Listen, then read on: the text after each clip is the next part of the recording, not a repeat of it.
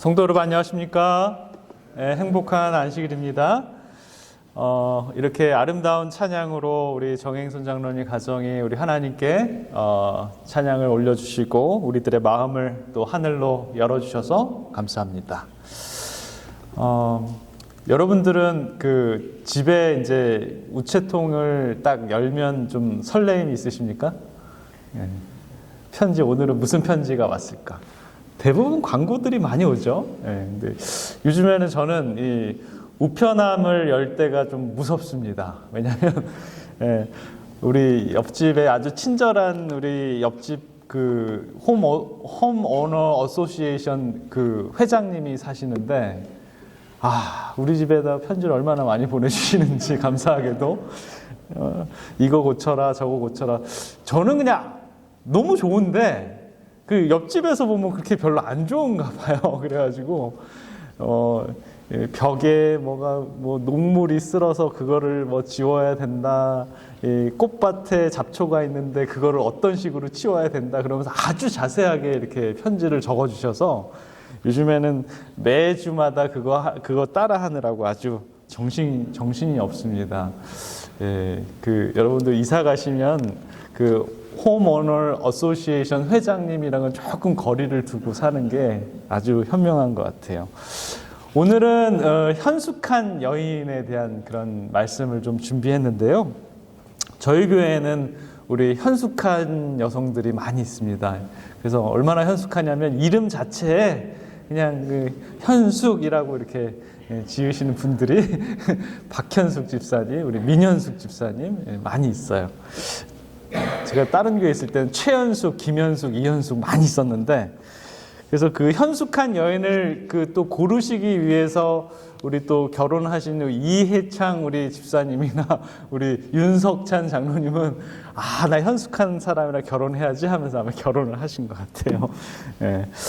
여러분 가정을 보면 참 신기한 것을 발견합니다. 같은 환경인데도 어떤 가정은 평안하고 어떤 가정은 늘 갈등이 있습니다. 같은 어려움을 겪는데도 어떤 가정은 더 단단해지고 어떤 가정은 점점 무너져 갑니다. 무엇이 그 차이를 만들까요? 성경은 분명히 말합니다. 잠언 14장 1절에 보면 무릇 지혜로운 여인은 그 집을 세우되 미련한 여인은 자기 손으로 그것을 허느니라 라고 이렇게 얘기합니다. 그래서 남자들은 누굴 잘 만나야 돼요? 부인을 잘 만나야 돼요. 또 어떤 부인을 만나야 돼요? 현숙한 여인 부인을 만나야 됩니다. 여러분 가정은 이렇게 건물로 세워지는 것이 아닙니다. 가정은 사람들로 사람 한 명 한 명으로 세워지는데 가정이 돈으로 세워질까요? 아닙니다. 돈보다는 믿음과 신뢰로 가정은 세워지고요. 가정이 환경의 지배를 많이 받습니까? 환경보다도 이 시편의 잠언에 보면 잠언이 우리는 이 지혜서인데 이 지혜서의 마지막 장 잠언 31장. 그래서 여러분 지혜로워지고 싶고 현숙하게 되고 싶으면 무슨 책을 읽으면 돼요? 잠언서를 읽으면 됩니다. 우리 한 달에 며칠로 돼 있어요? 어떤 날은 30일, 어떤 날은 31일까지 있잖아요. 그런 것처럼 잠언은 31장으로 되어 있습니다. 그래서 하루에 몇 장만 읽으면 돼요? 한 장씩만 읽으면 이 세상에서 가장 지혜로운 사람이 될 수 있습니다. 자, 우리 성경은 잠언서 가장 이 지혜로운 그 책 중에 가장 마지막에 하나님께서는 한 사람을 보여주십니다. 바로 현숙한 여인입니다. 이 말씀은 단순히 이 좋은 아내 이야기가 아닙니다. 이 말씀은 하나님께서 찾으시는 사람, 하나님께서 세우는 사람, 그리고 마지막 시대에 준비된 사람이 어떤 사람인지를 우리에게 말씀으로 보여줍니다. 여러분 이 잠언과 이 시편을 좀 비교하면 조금 비슷한 부분도 있고 조금 다른 부분도 있습니다. 그래서 잠언과 시편을 비교해 보면 흥미로운 점들이 많이 있는데요.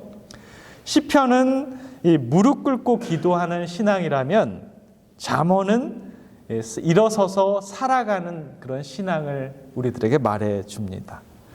시편은 어떤 이 예배의 신앙이라면 잠언은 우리의 생활의 신앙입니다.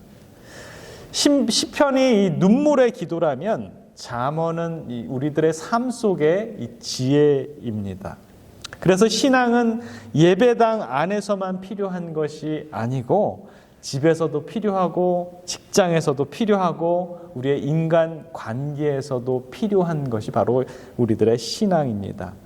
그래서 이 잠언은 우리의 이 삶 속에서의 신앙을 가리키는 그것을 우리들에게 주고자 하는 것입니다. 여러분, 참된 신앙은 설교 들을 때만 나타나는 것이 아니고요. 우리의 집에서도 또 배우자에게서도 또 자녀에게도 또 이웃에게도 나타나는 게 참된 신앙입니다. 그래서 하나님은 이 잠언서의 마지막에서 이 현숙한 여인을 보여주시면서 지혜가 결국 우리의 삶 속에서 이렇게 나타나야 된다라는 것들을 저와 여러분들에게 교훈으로 주는 것 같습니다. 오늘 우리 장로님께서 읽어주셨던 말씀 잠언 31장 10절에 보면 누가 현숙한 여인을 찾아 얻겠느냐? 그의 값은 진주보다 더하니라 라고 이렇게 말씀합니다. 여러분, 진주가 좋아요? 아니면 현숙한 여인이 더 좋습니까? 현숙한 여인이 훨씬 좋다라고 이렇게 얘기합니다. 자, 현숙한 여인 하면 어떤 여인이 떠오르십니까? 단순히 그런 현모양처 같은 단순히 조용하고 얌전한 여인을 뜻하지는 않습니다. 성경 원어대로 이렇게 뜻을 풀이하자면 이 현숙한 여인의 뜻 안에는 능력 있는 여인, 힘 있는 여인, 그리고 지혜로운 여인이라는 뜻이 있습니다. 뭐가 있어야 돼요? 세 가지. 힘이 있고 능력 있고 지혜가 있는 여인입니다. 힘도 있으면서 지혜도 있고 능력이 있고. 그래서 이 현숙한 여인이랑 결혼한 분들은 쓰레기통을 매주마다 버릴 필요가 없어요. 왜냐하면 이 현숙한 여인들이 다 이렇게 힘이 있기 때문에 이 쓰레기통 막 이렇게 사다리 이렇게 막 나르고 무거운 거 있으면 다 그러니까 너무 좋은 것 같아요. 여러분, 성경이 말하는 현숙한 여인은 가만히 앉아 있는 가정주부를 말하지 않는다라는 것입니다. 삶을 책임지는 여자입니다. 가정을 세우는 여인입니다. 그리고 지혜롭게 판단해서 영향력을 끼치는 여인이 바로 이 현숙한 여인이다라고 이렇게 얘기합니다. 잠언 31장 30절에 보면 고운 것도 거짓되고 아름다운 것도 헛되나 오직 여호와를 경외하는 여자는 칭찬을 받을 것이라. 이 현숙한 여인은 힘도 있고 능력도 있고 지혜도 있을 뿐만 아니라 뭐 하는 여인이에요? 여호와를 경외하는 여인이다라고 이렇게 얘기를 합니다. 여러분, 가정을 세우는 여인은 외모가 아닙니다. 조건이 아닙니다. 바로 하나님을 경외하는 그 믿음에 있다라는 것입니다. 자, 제가 이 현숙한 여인이 누구일까? 우리 주위에 현숙한 여인, 우리 민현숙 집사님, 박현숙 집사님 말고 우리 현숙한 여인은 누구일까? 제가 곰곰 생각하다가 한 여인이 떠올랐어요. 그 여인이 어떤 여인이냐면 바로 저희 장모님입니다. 저희 장모님은 말씀이 별로 없으세요. 저희 장모님이 신앙이 없는 분이었어요. 그런데 믿음하지 않는 남자랑 결혼을 했는데 저희 장인 어르신이 굉장히 좀 괴팍하신 성격을 가지고 있습니다. 경상도, 진짜 순수한 경상도 남자시고 조금 옛날에는 좀 폭력을 좀 쓰셨다 이렇게 얘기를 하셨어요. 그래서 이게 좀 어려운 그런 가정에서 우리 장모님이 시집을 오셔가지고 저희 장모님의 동생으로부터 재림기별을 받게 됩니다. 그리고 난 다음에 재림교인이 되었어요. 근데 재림교인이 되었는데 이 동생이 누나한테 그러는 거예요. 누님, 제7일 안식일 예수 재림교회가 진짜 참교회니까 거기 다니세요. 그 한마디에 그날부터 교회를 다니기 시작했는데 죽변교회인가 울진교회인가 거기에 이제 조그마한 이 예배소가 있었어요. 예배소에 교인이 4명 있었대요. 그리고 일주일에 한 번씩 저기 부산인가 어디에서 장로님이 한 분 오셔가지고 기별을 전하고 가면 저희 장모님이 그거를 잘 들었다가 이렇게 삶 속에 실천하시는 그런 생애를 사셨어요. 그래서 그날부터 이제 채식주의 식단으로 바뀌시고 그날부터 이제 안식일 날 교회를 가시고 그날부터 자녀들에게 이 삼육교육을 시작했습니다. 근데 저희 장인 장모님이 사시는 그 가정은 그렇게 넉넉한 집안이 아니었어요. 그런데 저희 집사람이 태어날 때 그때 이제 신앙을 하셔가지고 신앙을 받아들이기 시작해가지고 저희 셋째 형님, 저희 집사람 위에는 오빠가 4명인데 그 중에 셋째 형님과 저희 집사람은 삼육교육을 받게 된 거예요. 그 어려운 형편에 사립학교를 보냈다라는 것은 정말 얼마나 힘든 일일까 이런 생각이 듭니다. 아마 그 과격한 저희 장인 어르신의 그 의견에 반대해가지고 삼육학교를 보내서 이 자녀들에게 삼육교육을 시작하려고 마음 먹었기에는 저희 장모님의 기도가 얼마나 필요했을까 그런 생각이 드는데요. 결론적으로 말을 하자면 저희 장인 장모님 슬하에 5명의 자녀가 있는데 5명의 자녀들이 다 교회 안에 있어요. 다 장로님이시고 또 딸은 또 누구랑 결혼했어요?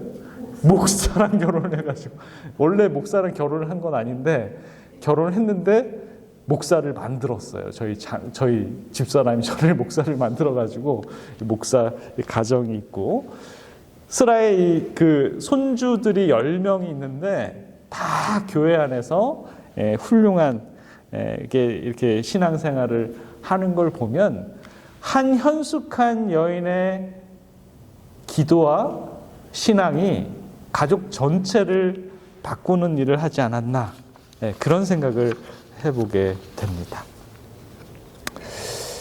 한 사람의 믿음이 한 가정의 모든 자녀들, 식솔들의 영혼을 바꿨다라는 것입니다.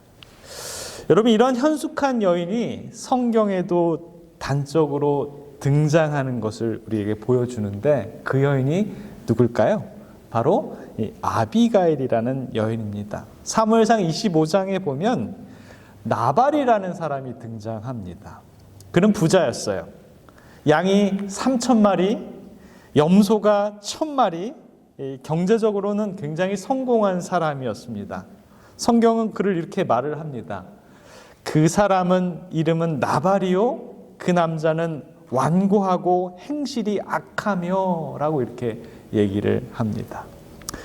요즘 여러분 부자가 다 지혜롭지는 않습니다. 이 나발이라는 남자는 조건이 아주 좋은 사람이었어요.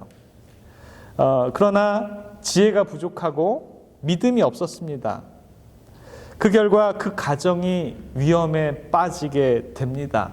이 다윗의 그 종들이 와서 조금 좀 이렇게 해달라 이렇게 했을 때 그걸 단번에 거절하고 그 가정이 완전히 파탄날 지경에 이르게 됩니다. 그때 등장한 사람이 바로 이 아비가일입니다. 아비가일은 이 상황을 정확하게 판단했고요.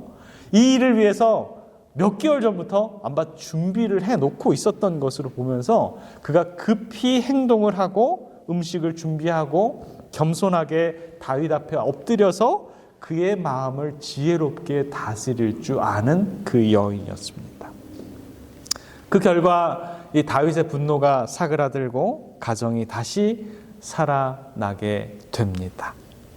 이 현숙한 여인 아비가일 한 사람으로 인해서 이 가정이 다시 몰락한 가정에서 다시 세움을 받는 가정으로 일어날 수 있었습니다. 현숙한 여인은 문제를 키우는 사람이 아니라 문제를 해결하는 사람입니다.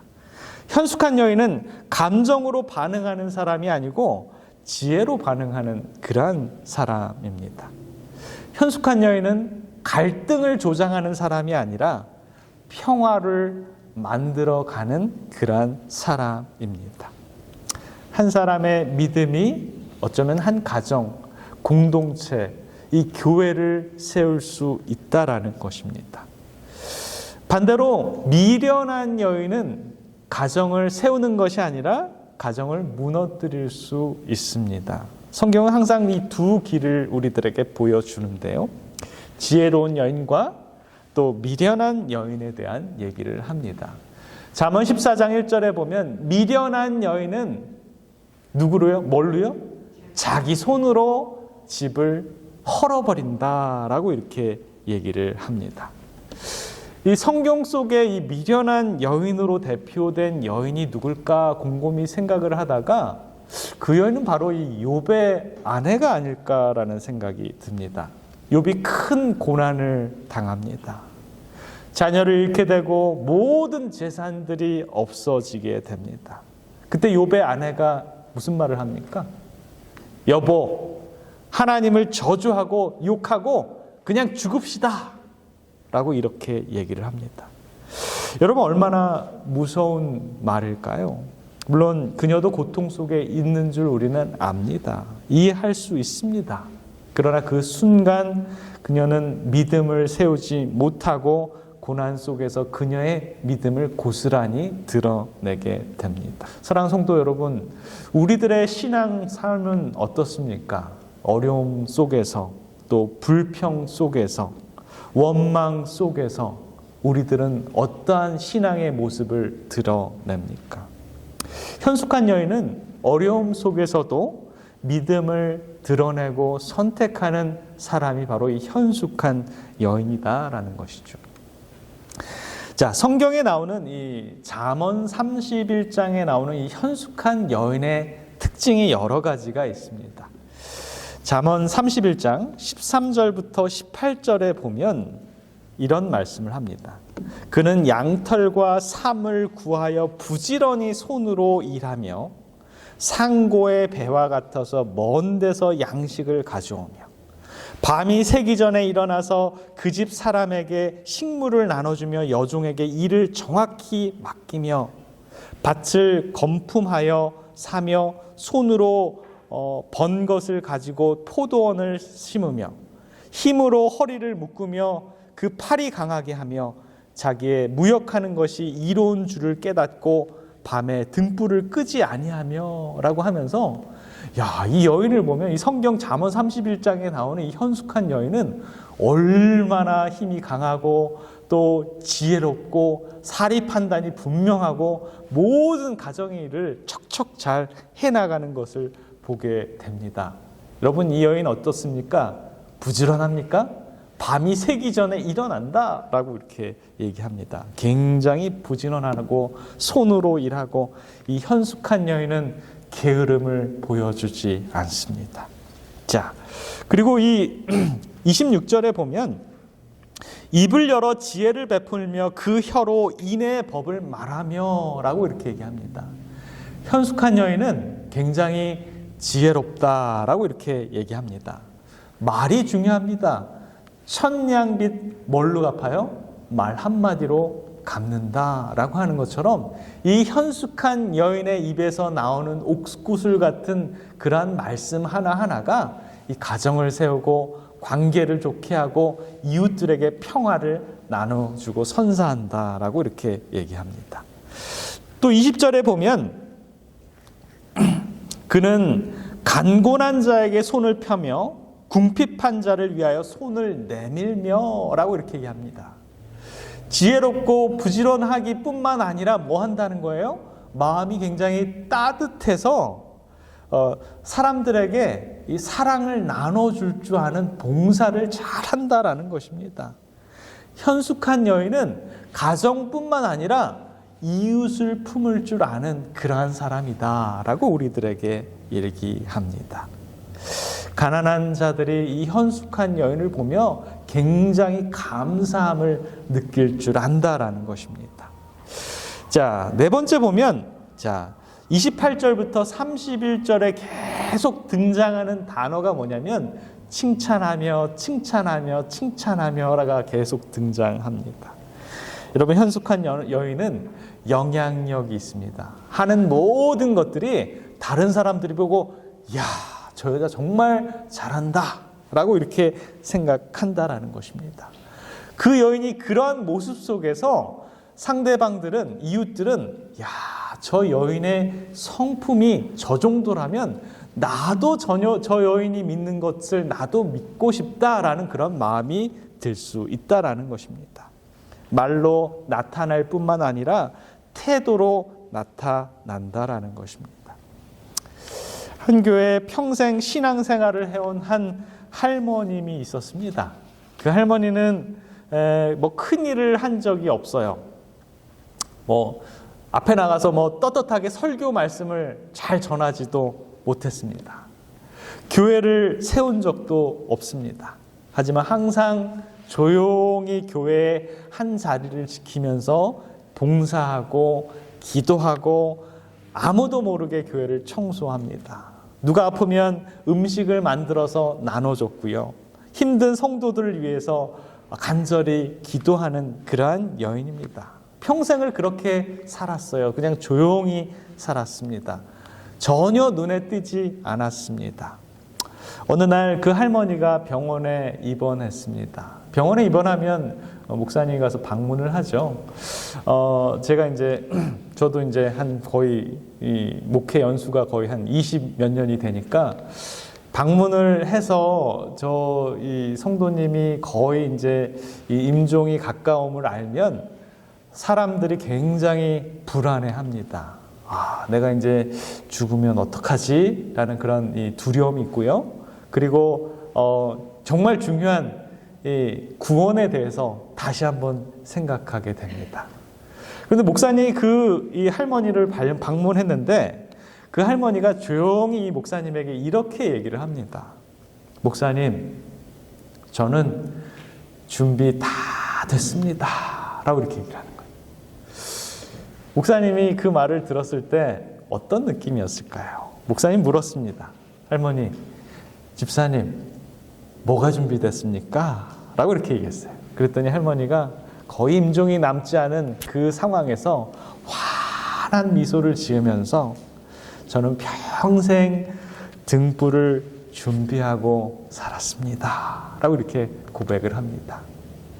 마태복음 25장에 누가 등장합니까? 10처녀의 비유가 등장하죠.